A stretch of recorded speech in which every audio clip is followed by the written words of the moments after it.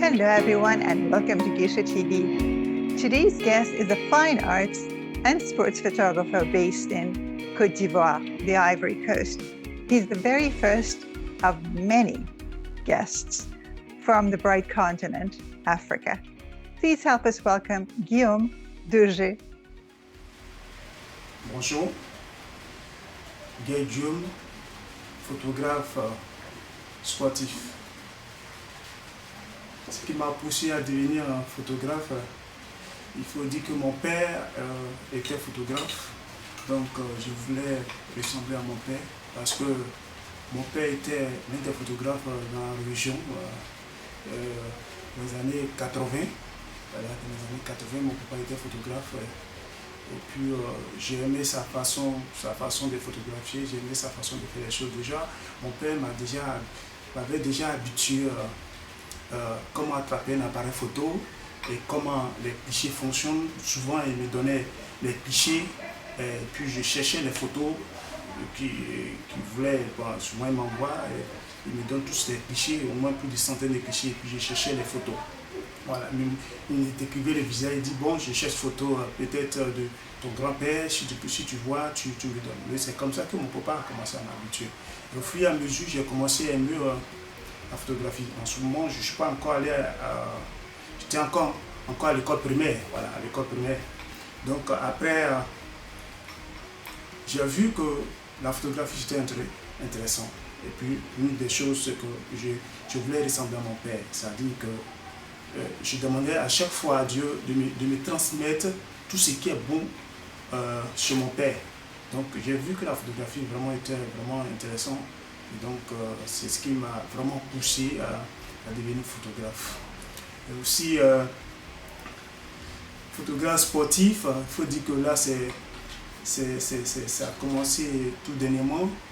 Dans les années 2012, voilà, 2012, lorsque j'ai commencé à fréquenter un club que je préfère être de ce club. Et quand on sortait, j'avais ma femme que je photographiais les matchs. Et au cours du championnat, j'essayais de photographier les matchs. Et je publiais ça et les gens ont commencé à aimer. Et aussi, j'ai constaté qu'autour de la petite balle, il n'y avait pas d'engouement. C'est-à-dire, il n'y avait pas de photographe véritablement qui venait à chaque fois pour faire les prises de vue. Donc, du coup, les journalistes avaient du mal même à écrire parce qu'il marquait des photos. Le jour où le journaliste n'a pas eu le temps pour aller au stade, il est obligé d'utiliser les photos datant des années au moins peut-être 10 ans de cela. Voilà, et j'ai vu que ce n'est pas normal que la petite balle ne doit pas rester orpheline, de photographie. Donc du coup, j'ai commencé à m'intéresser avec mon smartphone, je photographiais les matchs et tout ça au championnat, je photographiais. Mais au championnat jeune, je photographiais les trucs. Et en 2013, j'ai pu avoir un boîtier un boîtier amateur. Et à partir de là, j'ai commencé à faire des photos aussi et les gens ont commencé à aimer. Les gens ont commencé parce que je publiais sur notre plateforme et les gens ont commencé à aimer. Donc je me suis dit, tiens, mais si les gens aiment les photos avec ça, pourquoi pas commencer la chose, c'est-à-dire me lancer dans la chose, puisque quand je vais au palais, j'avais pas assez de photographes. Voilà. Soit le photographe vient faire 2-3 photos et puis ils sont bons. Voilà. Mais les athlètes n'avaient pas de souvenirs en tant que tels. Les athlètes n'avaient pas de souvenirs. Donc, à partir de là, j'ai commencé à photographier. Au fur et à mesure, je me suis équipé maintenant. Donc, les athlètes m'envoyaient des messages vraiment c'est intéressant, ce que tu fais, il faut continuer. Et les gens m'envoient des messages, ils me disent, tiens, bon, ça devient intéressant. Ça devient intéressant parce que là, si ce que je fais, les gens commencent à aimer, ça devient intéressant. Donc, c'est ce qui m'a poussé vraiment à devenir photographe sportif. Ce qui concerne les aspects les plus difficiles de notre travail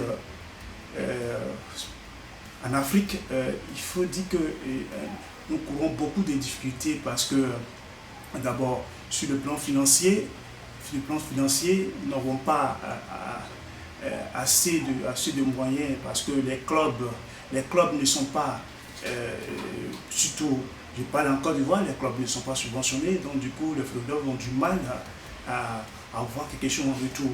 Aussi l'autre difficulté, c'est que nous manquons de matériel, parce que les matériels qui sont ici sont chers. Les matériels sont chers. Les matériels sont chers en Côte d'Ivoire et tout ça en Afrique, les matériels sont chers. Donc du coup, nous avons vraiment des difficultés. Et puis aussi, il faut reconnaître qu'il manque de la connaissance de l'imagerie, c'est-à-dire la photographie, parce que beaucoup d'hommes n'accordent pas l'importance à un photographe, parce que je dis que les photographes, ce sont des gens qui sont levés le matin et bon, ils ne sont pas allés à l'école, et donc bon, ils se lèvent le matin et puis ils commencent à photographier, voilà. Donc voici un peu les difficultés que nous rencontrons quand nous partons au reportage. Nous sommes banalisés, nous n'avons pas souvent accès à d'autres choses, malgré même que nous cherchons à avoir les accréditations. Et vraiment c'est difficile. Je me souviens un match championnat où je suis parti, c'était final, où on m'a chassé parce que les gens disent qu'ils n'ont pas besoin de photographes aussi. Mais sachant la chose, je me suis caché, j'ai photographié quelques clichés. Et après je suis rentré. À la maison et je constate le soir, les journalistes m'envoient les photos. Les journalistes m'envoient les messages pour me dire qu'on a besoin des images du championnat, la finale. Il a dit, je suis désolé que je n'ai pas pu aller, je suis parti, on m'a chassé.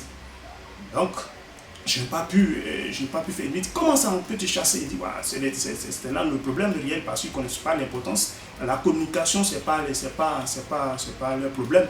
Voilà. Donc ce match est passé inaperçu. Les champions n'ont pas pu avoir les photos dans les journaux qu'il faut, et sur les réseaux sociaux n'ont pas pu avoir les photos. Donc voici un peu les difficultés que nous rencontrons ici, les difficultés de notre travail pendant la pandémie. Oh, c'est dégueulasse, hein, parce que les événements, on a tapé, surtout en Côte d'Ivoire, on a fait une année sans championnat, donc on n'a pas eu de championnat, et c'est maintenant que les championnats ont repris, mais il faut toujours respecter les mesures de barrière. Donc il faut dire que moi, pour éviter certaines choses, depuis la pandémie, je ne fais plus de reportage, parce que j'ai peur que je puisse choper cette maladie, donc je ne vais pas au stade, voilà, je ne vais pas au stade, donc c'est vraiment difficile pour nous. Le projet le plus mémorable sur lequel j'ai travaillé, je dirais que c'est le 9e Jeu de la francophonie à Abidjan en 2017, parce que je peux dire que c'est l'un de mes projets internationaux, voilà, l'un de mes projets internationaux, et puis j'ai aimé qu'on appelle ça, ce jeu-là, parce que j'étais à la partie, je photographiais surtout les athlètes et les artistes. Vraiment, c'était vraiment inoubliable, quoi. Voilà, c'était inoubliable et tout ça. Je trouve que c'est un projet vraiment qui m'a fait du bien, et puis quoi, parce qu'à partir de là, j'ai tissé des contacts sur le plan international. Voilà, donc voici un peu le projet vraiment qui m'a marqué. Le sport peut jouer un rôle essentiel pour la guérison, en utilisant des approches tenant compte des traumatismes, afin de promouvoir la santé mentale et le rétablissement. Voilà. Les bienfaits aussi de thérapeutique du sport seront particulièrement très importants. L'enseignement, l'apprentissage et la recherche restent des éléments fondamentaux importants pour éduquer et soutenir le mouvement du sport au service du développement. Rendre aussi le sport plus présent au sein des institutions éducatives peut permettre l'émergence de nouvelles figures de pouvoir dans ce secteur. Voici les 2 points que je résume. C'est-à-dire, si ces 2 points sont résolus, je peux dire que le sport peut changer dans l'avenir. Mais si ces conditions ne sont pas réunies, le sport ne peut pas changer dans l'avenir. Mon projet de rêve, c'est d'être au mondial, c'est-à-dire handball, foot, basket, d'être au stade, et d'être au palais en train de photographier les athlètes de haut niveau. Ça, c'est mon rêve, que je suis ça de près pour que ça puisse se réaliser. Parce que chez moi, être derrière mon boîtier en train de photographier, les athlètes, c'est contribuer aussi l'histoire. Hein? C'est contribuer l'histoire parce que à travers ces prises de vue, les athlètes ils vont revoir et ils vont savoir que au cours d'un jeu, c'est pas seulement que jouer sur le terrain, mais c'est tout ce qui est autour du terrain qui constitue le jeu. Donc voici un peu mon projet de rêve. Je vous remercie. Thank you so much for watching. We hope you consider subscribing to our YouTube channel and following Gisha and Gisha TV on your preferred social media platforms. You will find the links down below. Hope to see you soon. When I'm with you, I can't help but wondering, when will I see you again?